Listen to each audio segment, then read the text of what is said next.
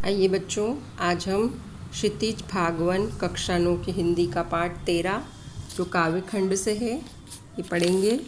और पाठ का नाम है ग्रामश्री। इसके जो कवि हैं वो हैं सुमित्रानंदन पंत। सभी परिचित हैं उनसे, फिर भी हम थोड़ी सी उनकी जीवन परिचय के बारे में जान लेते हैं। सुमित्रानंदन पंत का जन्म उत्तराखंड के जिला अल्मोड़ा के कोसानी ग्राम में सन 1900 में हुआ। जन्म के समय उनकी माँ का देहांत हो गया। इस बालक का लालन पालन प्रकृति की गोद में हुआ और इसीलिए इन्हें प्रकृति का सुकुमार कवि भी कहते हैं। पंत जी की प्रारंभिक शिक्षा अल्मोड़ा में हुई। उसके बाद ये इलाहाबाद में, जो आज प्रयागराज है, वहाँ पढ़े और गांधी जी के साथ असहयोग आंदोलन में भी इन्होंने सहयोग करा और उसके लिए इन्होंने अपनी पढ़ाई भी छोड़ दी और घर में संस्कृत, बंगला और अंग्रेजी का अध्ययन किया। इनकी बचपन से ही कविता लिखने में रुचि थी, इसलिए इन्होंने आकाशवाणी में भी हिंदी के प्रमुख प्रोड्यूसर बनाए गए और छायावाद के आधार स्तंभ हैं ये। और 1977 में 77 वर्ष की उम्र में इनका देहांत हो गया। इनकी जो रचनाएं हैं वो है युगपथ, उत्तरा, पल्लवी, पल्लव, ग्राम्या, गुंजन, स्वर्णधुली, युगांत, कला और बूढ़ा चांद, युगवाणी, वीणा, ग्रंथि, स्वर्ण किरण, चिदंबरा, ये सब इनके काव्य संग्रह हैं। भावपक्ष और कला पक्ष। भावपक्ष में आएगा प्रकृति के अनन्य चितेरे सुमित्रानंदन पंत के काव्य में सौंदर्य, मानवता, रहस्यवाद आदि का मार्मिक अंकन किया गया है। और पंत जी काव्य में अलौकिक सत्ता के प्रति जिज्ञासा का भाव व्यक्त किया है। और कला पक्ष में आएगा पंत जी ने रूपक, उपमा, श्लेष आदि अलंकारों का प्रयोग किया है और परंपरागत और नए दोनों प्रकार के छंदों की काव्य रचना की है। इनकी पदावली बहुत ही सुंदर, सहज और सरल है, इसीलिए इन्हें प्रकृति का सुकुमार कवि कहते हैं। और इन्होंने अपनी कविताएं प्रकृति के ऊपर लिखी है बहुत सारी। साहित्य में इनका स्थान छायावाद, प्रगतिवाद, अरविंद दर्शन आदि सुमित्रानंदन पंत की श्रेष्ठ रचनाओं से हिंदी साहित्य के भंडार को भरने का कार्य किया है। और ये हिंदी साहित्य के आधुनिक काल के शीर्षस्थ कवियों में आते हैं और इनका बहुत ही महत्वपूर्ण स्थान है। बहुत ही सुंदर सुंदर कविताएं इन्होंने लिखी हैं। अब हम ग्रामश्री कविता के बारे में थोड़ा सा जान लेते हैं। ग्रामश्री कविता में पंत जी ने गांव की प्रकृति, सुषमा और समृद्धि का मनोहारी वर्णन किया है। खेतों में दूर तक फैली लहलहाती फसलें, फल फूलों से लदी पेड़ों की डालियाँ और गंगा की सुंदर रेती कवि को रोमांचित करती है। उसी रोमांच की अभिव्यक्ति में की यह कविता है। अब मैं आपको पाठ का सारांश बताऊंगी और सारांश जो पंक्तियां हैं कविता की उसके अर्थ बताते बताते सारांश भी हो जाएगा। तो आप जब आपको व्याख्या करने को आएगी तो ये अर्थ ही आपके व्याख्या में भी काम आ जाएंगे और यह कविता का सारांश भी हो जाएगा। इसमें अब बार बार लाइन नहीं पढ़ूंगी, आप लोग पाठ की लाइन देखते रहना। जो पहला पैराग्राफ है उसका अर्थ देख लेते हैं। खेतों में दूर दूर तक मखमल सी हरियाली फैली हुई है।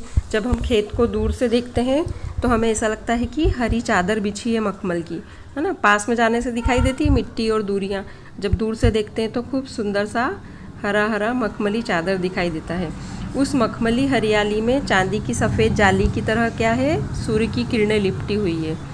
और उसमें जो सफ़ेद वस्त्र की तरह दिखाई देती हैं वह जालियां जड़ी हुई, वैसे ही खेतों में हरियाली से सूर्य किरणें लिपटी हुई है। फसलों के हरे रंग वाले तनों में हरा रक्त झिलमिला रहा हो, ऐसा लगता है जैसे हरा खून पौधों के अंदर हो। और श्याम वर्ण वाली धरती के जो ज़मीन है उस पे आकाश का स्वच्छ फलक झुका हुआ सा दिखाई देता है और हमें ऐसा लगता है कि फसलों के कारण कि पृथ्वी और आकाश दोनों मिलते हुए दिखते हैं। जब खूब बड़े बड़े खेत हों और उन्हें हम दूर से देख रहे हो तो ऐसा लगता है कि पृथ्वी और आकाश दोनों मिल रहे हैं। दूसरा पैराग्राफ का है रोमांचित सी लगती वसुधा वाला। इसका अर्थ लिखेंगे धरती बहुत ही खुश है और बहुत ही पुलकित सी लग रही है, क्योंकि जौ गेहूँ इन सब में बालियाँ आ गई है। बालियाँ मतलब कि फसल आ गई है ना, फली होना आ गई है। अरहर मतलब तुअर, सन, इनकी पीली फलियाँ खूब सुंदर सुशोभित हो रही है, सोने की तरह दिखाई दे रही है। वातावरण में चारों ओर तेलमयी भीनी भीनी खुशबू आ रही है, क्योंकि सरसों लगी है तो सरसों का तेल बनता है, इसलिए तेल जैसी खुशबू आ रही है। और सरसों के सरसों के जो पीले पीले फूल होते हैं बहुत ही सुंदर लगते हैं। यह देखो हरितिमा मई धरती की नीलम रत्न की अलसी की तरह नीली कली झांकती सी दिखाई देती। जो अलसी लगी है उसमें नीला नीला रंग है और वह झांकता सा दिखाई देता है। अब तीसरा है विभिन्न रंगों के फूलों में घूमकर मिलकर उसमें जो मटर की फलियां हैं वो ऐसा लग रहा है जैसे मुस्कुरा रही है। वे रंगीन फूलों के साथ मिलकर बहुत ही खुश हो रही है। मटर की फलियों बीजों के दानों को छुपाए हुए अपनी पेटी के अंदर, मखमली पेटी के अंदर रखे हुए हैं और रंग बिरंगी तितलियां उड़ रही है और बहुत ही सुंदर वातावरण है, मनोरम वातावरण है और बहुत ही खुश खुश दिखाई दे रहे फूल, पत्ती, डंडी सभी। और उसके ऊपर फूल हवा के झोंके से लहलहा रहे हैं और एक डाली से दूसरी डाली पर तितलियां घूम रही हैं। उसके बाद है अब रजत वाला चौथा।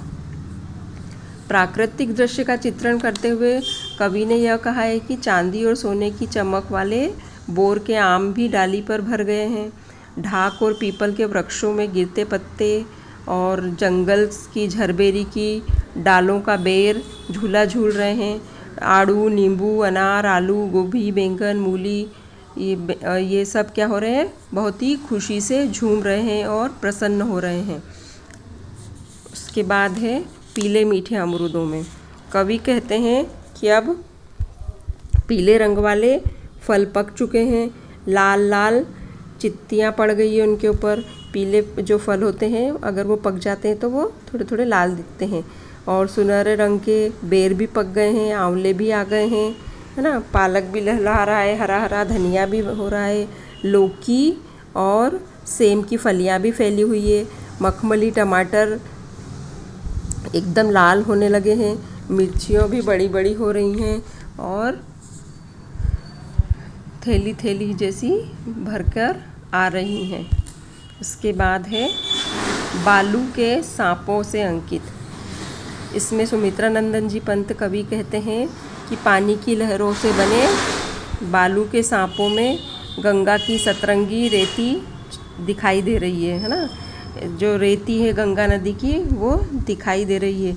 किनारे पर घास, पत्ती, तिनके सभी से ढके हुए तरबूजों की खेती बहुत ही सुंदर लग रही है। अब गर्मी के दिन आ गए, जब तरबूज की खेती होती है तो गर्मी के दिन होते हैं, है ना। और कहीं पर बगुले अपनी पंजों से, अंगुलियों से अपनी कलंगी को संवार रहे हैं। मतलब पक्षी भी उस समय, बगुला पक्षी भी खेतों में आए हुए हैं। और जो चक्रवाक पक्षी है वो भी पानी में तैरते हुए दिख रहे हैं। और जो नाव के आगे का हिस्सा होता है मगरोठी, वह ऐसा लग रहा है जैसे लेटा पड़ा हो। उसके बाद सातवां है हंसमुख वाला पैराग्राफ। कवि पंत जी कहते हैं कि हरियाली जो है वो मुस्कुराती सी दिखाई दे रही है। और जब ठंड जाती है तो उसमें हल्की हल्की गर्मी आ जाती है।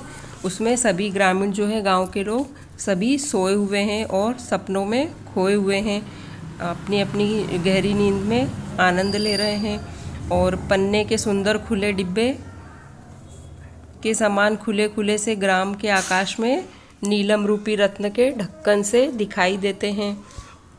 ठंड के अंतिम दिनों में ओस से भी भीगा और नींद में डूबा हुआ से होने के कारण गांव बिल्कुल शांत और अनोखी सुंदरता को लिए हुए है। बहुत ही सुंदर दिखाई दे रहा है। सभी जगह उन्हें हरियाली हरियाली दिख रही है और सभी का मन खुश है। सभी आराम से सपने देख रहे हैं और सो रहे हैं। एक बार इसके शब्दार्थ भी पढ़ लेना। शब्दार्थ मैंने इसमें नहीं बताए हैं। शब्दार्थ पढ़ने से हमको पाठ जल्दी से समझ में आ जाता है ना। अब प्रश्नोत्तर करेंगे। पहला प्रश्न है, कवि ने गांव को हरता जनमन क्यों कहा है? ग्राम की प्रकृति की शोभा बहुत ही अनोखी होती है और वहाँ फूल फल हरियाली सभी से संपन्न होता है गांव, इसलिए उन्होंने गांव में सबका मन लग जाता है, इसलिए उसे हरता जनमन कहा है। प्रश्न 2, कविता में किस मौसम के सौंदर्य का वर्णन किया गया है? कविता में ठंड के बाद जब बसंत ऋतु आती है, फरवरी के मौसम का वर्णन किया गया है। और प्रकृति का सौंदर्य इस मौसम में सबसे सुंदर दिखाई देता है क्योंकि सभी दूर हरियाली, फल फूल सब्जी सभी से खेत भरे होते हैं और सर्दी के कष्टों से भी छुटकारा मिल जाता है, हल्की हल्की गर्मी आ जाती है और बहुत ही अच्छा लगता है। गांव को मरकत डिब्बों सा खुला क्यों कहा गया है? मरकत का अर्थ होता है पन्ना, जिस पन्ने को हम होता है ना, जिससे अंगूठी वगैरह बनती है, हीरा पन्ना, वो वाला पन्ना। इस रत्न का रंग हरा होता है। इस गांव में भी सब दूर हरियाली है, इसलिए इसे गांव को मरकत का डिब्बा कहा है कवि ने। और पर्वत प्रदेश का हरा भरा यह गांव मरकत के डिब्बे की तरह दिखाई दे रहा है और हर चीज़ इसमें साफ साफ दिखाई दे रही है। हरियाली की तुलना उन्होंने कैसे की है? पन्ना रत्न से की है, जो कि बहुत ही खूबसूरत दिखाई देता है और बहुत ही महंगा बहुमूल्य रत्न है ना। जैसे वो चमकता रहता है उसी प्रकार सूरज की किरणों से ये फसल भी चमक रही है, लहलहा रही है और गांव में फल फूल फल सब्जियां सभी शोभायमान हो रहे हैं। इसीलिए कवि ने इस गांव को मरकत का डिब्बा कहा है। अरहर और सनई के खेत कवि को कैसे दिखाई देते हैं? अरहर और इसके सनई के जो खेत होते हैं ये बहुत ही खूबसूरत दिखाई देते क्योंकि ये बहुत ही पंक्तिबद्ध लगे हुए, ऐसा लग रहा है मानो सोने की कंदोरा पहना हो, जो कमर में कंदोरा पहनते हैं ना, वैसा ऐसा दिखाई दे रहा है कि सोने का कंदोरा पहना है धरती माँ ने। अब प्रश्न 5 है, भाव स्पष्ट कीजिए। बालू के सांपों से अंकित गंगा की सतरंगी रेती। इसमें यह भाव बताया गया है कि गंगा के किनारे पड़ी हुई रेती में पानी के जब हिलोरे के कारण लंबी पतली मेड़ सी बन जाती है तो ऐसा दिखाई देता हो जैसे सांप हो, और जब उसके ऊपर सूरज की किरणें पड़ती है तो वो 7 रंग की दिखाई देती है और बहुत ही खूबसूरत लगती है। और दूसरा है ख, हंसमुख हरियाली हिम आतप सुख से अलसाए से सोए हैं। खिली खिली हरियाली जो है बहुत ही सुंदर लग रही है और जब ठंड जा रही है तो हल्की हल्की गर्माहट शुरू हो गई है ना। ये फरवरी का मौसम जो रहता है बसंत ऋतु का, इसमें हल्की हल्की गर्मी आ जाती है और इसमें सभी लोग आराम से आलसी होकर के सोए हुए हैं और रात को सब सोकर सपने देख रहे हैं, सब गहरी नींद में और चैन की नींद सो रहे हैं। प्रश्न 6, निम्नलिखित पंक्तियों में कौन सा अलंकार है? तिनकों के हरे हरे तन पर हिल हरित रुधिर है रहा झलक। इसमें अलंकार बताना है। हरे हरे पुनरुक्ति अलंकार आएगा और हिल हरित अनुप्रास अलंकार, हरित रुधिर मतलब हरे रंग का खून, तो इसमें मानवीकरण अलंकार आएगा, मतलब फसल का मानवीकरण किया गया है ना। प्रश्न 7वां, इस कविता में जिस गांव का चित्रण हुआ है वह भारत के किस भूभाग में है? इस कविता में उत्तरी भारत के भूभाग का चित्रण किया गया है क्योंकि कवि भी उत्तर भारत की ओर के रहने वाले हैं। प्रश्न 8, भाव और भाषा की दृष्टि से आपको यह कविता कैसी लगी? अपने शब्दों में वर्णन करो। तो ये इतने बड़े प्रश्न इस बार परीक्षा में आएंगे नहीं, फिर भी आप लोग अपने आप इसको लिख सकते हैं कि आपको इसकी भाषा कविता की और इसके भाव, इसकी जो भावना थी कवि के, वो कैसे लगे, है ना। कवि सौंदर्य प्रेमी है, उन्होंने जो ये प्रकृति है उसका बहुत ही सुंदर सुंदर वर्णन किया है और सारी फसलों के बारे में उन्होंने इसमें बताया है। गंगा के तट का भी, है ना, और कोयल पक्षी पशु पक्षी सभी का उन्होंने इसमें वर्णन किया है और इसमें ग्रामीण जनों के बारे में भी बताया है। ये सब उनकी भाव आ जाएगा। और जो भाषा है वो साहित्यिक खड़ी बोली है और बहुत ही सरल और सहज भाषा है और प्रभावी ढंग से उन्होंने इस कविता को प्रस्तुत किया है और बहुत ही सरलता से बताया है इससे हम बहुत प्रभावित हुए, ऐसा लिख सकते हो। और आपको जो भी और कुछ लिखना हो, आपको जो अच्छा लगे वो भी लिख सकते हो। प्रश्न 9, आप जहाँ रहते हैं उस इलाके के किसी मौसम विशेष की सौंदर्य को कविता या गद्य में वर्णित करो। जैसे हम अब मालवा में रहते हैं, मध्य प्रदेश में, तो हमारे यहाँ कौन सी फसल होती है, उसमें कैसा हम महसूस करते हैं, खेतों को देखकर उस पर हम कविता बनाकर भी लिख सकते हैं। तो आप अगर कविता बना के लिखेंगे तो बहुत अच्छा लगेगा। आप बनाना कविता और बताना टीचर को, है ना। और जो पाठ्येतर सक्रियता होती है, ये होता है प्रोजेक्ट कार्य, तो इसको करना है आपको। और इसके अलग से 2-3 पेज जो भी बनेंगे वो तैयार करना है। इसके अलग से नंबर होते हैं, परीक्षा में आता है। और अब हमारा पाठ पूरा हो गया है और अच्छे से समझ में आ गया होगा। ध्यान से सुनना उसको, तो सब अभावा इसमें जो व्याख्या आएगी वो प्रश्नोत्तर सभी इसमें शामिल हो गए। धन्यवाद।